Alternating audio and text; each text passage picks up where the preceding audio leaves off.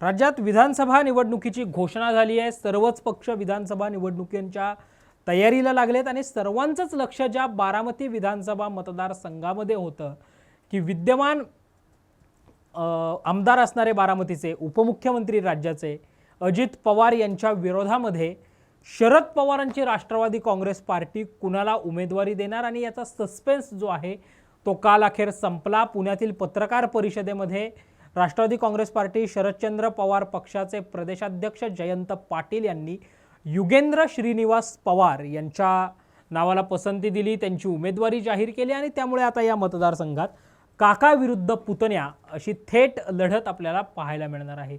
नेमकी बारामतीची समीकरणं कशी आहेत, बारामतीतून अजित पवारांच्या राष्ट्रवादी काँग्रेस पार्टीला समोर काय आव्हानं आहेत, शरद पवारांच्या राष्ट्रवादी काँग्रेस पक्षासमोर काय आव्हानं आहेत आणि अनुभवी अजित पवारांसमोर युगेंद्र पवारांचा निभाव कसा लागणार यावर आज आपण चर्चा करणार आहोत।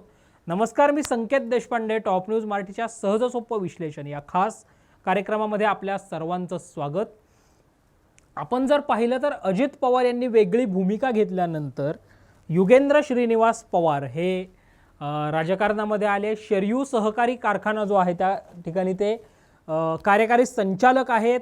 अनेक सामाजिक उपक्रमांमध्ये त्यांचा सहभाग नेहमी आपल्याला पाहायला मिळतो। मात्र सक्रिय राजकारण म्हणून युगेंद्र पवार हे पहिल्यांदाच आलेले आहेत आणि त्यांच्या राजकीय जीवनातली ही पहिलीच निवडणूक असणार आहे जी अतिशय महत्त्वाची निवडणूक मानली जाते। बारामती कुणाची हे या निवडणुकीनंतर सिद्ध होणार आहे, कारण लोकसभा निवडणुकीमध्ये जर आपण पाहिलं तर या लोकसभेच्या निवडणुकीतही पवार व्हर्सेस पवार अशी लढत आपल्याला पाहायला मिळाली होती। म्हणजे शरद पवार यांच्या सुनबाई अजित पवार यांच्या पत्नी सुनेत्रा अजित पवार विरुद्ध शरद पवार यांच्या पत्नी अजित पवारांच्या भगिनी सुप्रिया सदानंद सुळे अशी लढत आपल्याला पाहायला मिळाली होती। या लढतीमध्ये 1,78,000 मतांनी सुप्रिया सुळे या विजयी झाल्या। तिथे सुनेत्रा पवार यांचा पराभव झाला। त्यानंतर सुनेत्रा पवार यांचं राजकीय पुनर्वसन राज्यसभेवर झालं। त्यानंतरच अजित पवार यांनी एक सस्पेन्स ठेवला होता की मी दिलेल्या उमेदवाराला मी उमेदवारी निवडून दिलं पाहिजे, निवडून द्या अशी आर्त हाक देखील त्यांनी बारामतीच्या नागरिकांना केली होती। मात्र जेव्हा यादी आली, पहिली यादी आली त्यावेळी त्यात अजित पवार यांचं नाव होतं, त्यामुळे बारामतीतून अजित पवार लढतील हे जवळपास निश्चित होतं। त्यामुळे अजित पवारांच्या विरोधात शरद पवारांची राष्ट्रवादी काँग्रेस पार्टी कोणाला संधी देते, कोणाला उतरवते या सगळ्यांकडे लक्ष लागलं होतं। हे लक्ष लागण्याचं प्रमुख कारण असं आहे की पुण्यातील निसर्ग मंगल कार्यालयात 1,680 ज्या इच्छुक उमेदवारांच्या मुलाखती झाल्या होत्या त्याच्यामध्ये बारामतीतील एकाही इच्छुक उमेदवाराची मुलाखत झाली नव्हती। युगेंद्र पवार यांच्या नावाची चर्चा होती, मात्र तरीही युगेंद्र पवार जे आहेत ते या मुलाखतीच्या दरम्यान अनुपस्थित होते, त्यामुळे हा खरं तर सस्पेन्स वाढला होता। मात्र काल जेव्हा पहिली यादी आली पुण्यातल्या पुणे श्रमिक पत्रकार संघाच्या हॉलमध्ये जी पत्रकार परिषद राष्ट्रवादी काँग्रेस पार्टी शरदचंद्र पवार पक्षाचे प्रदेशाध्यक्ष जयंत पाटील यांनी घेतली, त्याच्यामध्ये युगेंद्र पवार यांची घोषणा झाली। कार्यकर्त्यांमध्ये उत्साहाचं वातावरण झालं आणि आपण टॉप न्यूज मराठीच्या स्टुडिओमध्ये जेव्हा राष्ट्रवादी काँग्रेस पार्टी शरदचंद्र पवार पक्षाचे मुख्य प्रदेश प्रवक्ते अंकुश काकडे यांना विचारलं होतं की बारामतीतून कोण, तेव्हा त्यांनी सांगितलं होतं आमचंही ठरलंय, युगेंद्र पवार हेच लढतील, अनौपचारिक घोषणा होईल आणि तशी घोषणा जी आहे ती घोषणा काल जयंत पाटील यांनी केली। आता बारामतीची समीकरणं जर आपण पाहिली तर 1991 मध्ये अजित पवार हे राजकारणामध्ये आले। अजित पवार हे खासदार बारामती लोकसभा मतदारसंघातून झाले। पुढे शरद पवार ज्यावेळेस संरक्षण मंत्री झाले त्यावेळी शरद पवारांसाठी अजित पवारांनी खासदारकीचा राजीनामा दिला।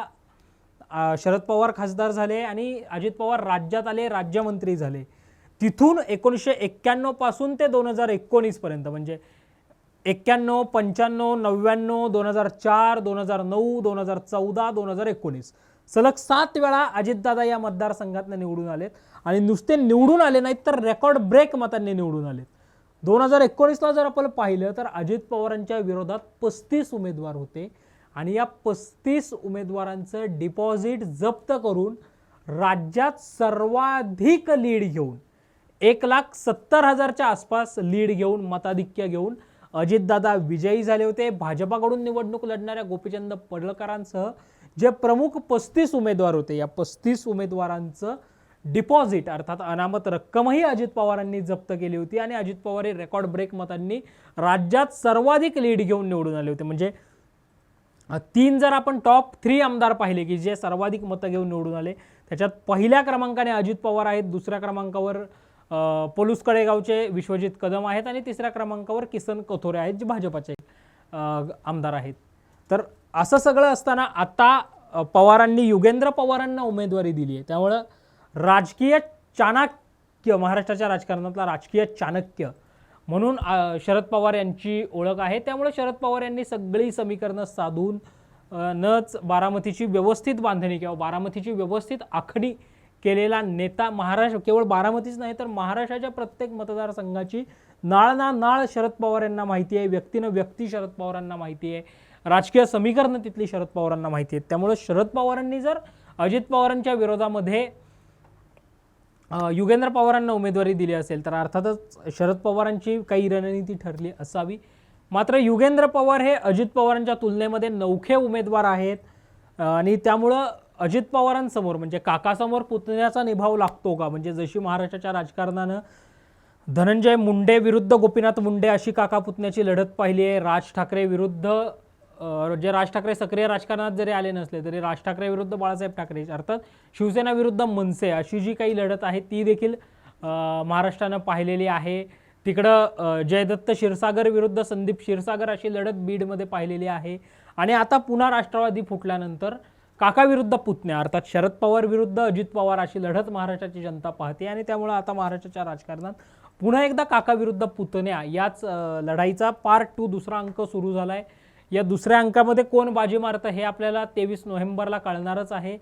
एकंदरीतच तुम्हाला काय वाटतं, बारामती विधानसभा मतदारसंघातून कोण विजयी होईल, अजित पवार की युगेंद्र पवार, हे तुम्ही आम्हाला नक्की कळवा. अशाच ताज्या महत्त्वपूर्ण बातम्यांसाठी, सहज सोपं विश्लेषणासाठी, बातम्यांमागच्या विश्लेषणांसाठी पाहत रहा टॉप न्यूज मराठी. आपला महाराष्ट्र, आपली बातमी.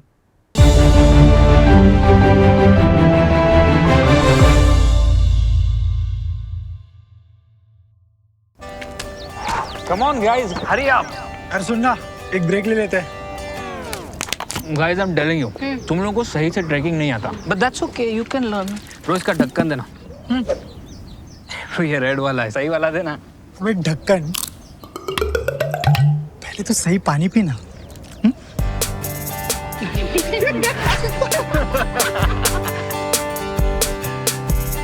Manikchand Oxyrich, proudly Indian. 25 वर्षांचा प्रदीर्घ अनुभव व अत्याधुनिक तंत्रज्ञान यांनी सुसज्ज असे पुण्यातील आकाश आय क्लिनिक व लेझर सेंटर. रोबोटिक पद्धतीने वेदनारहित मोतीबिंदू शस्त्रक्रिया, तेही विना टाका व विना इंजेक्शन. मेडिक्लेमची सुविधा व सेम डे डिस्चार्ज. लेसिक लेझरने चष्म्यापासून कायमची मुक्ती फक्त 10 मिनिटात. काचबिंदू, रेटिना, ड्राय आय, मायोपिया अशा अनेक डोळ्यांच्या विकारांवर उपचार म्हणजेच आकाश आय क्लिनिक आणि लेझर सेंटर. CTR कंपनी जवळ, विमान नगर, नगर रोड, पुणे. संपर्क 8888173100.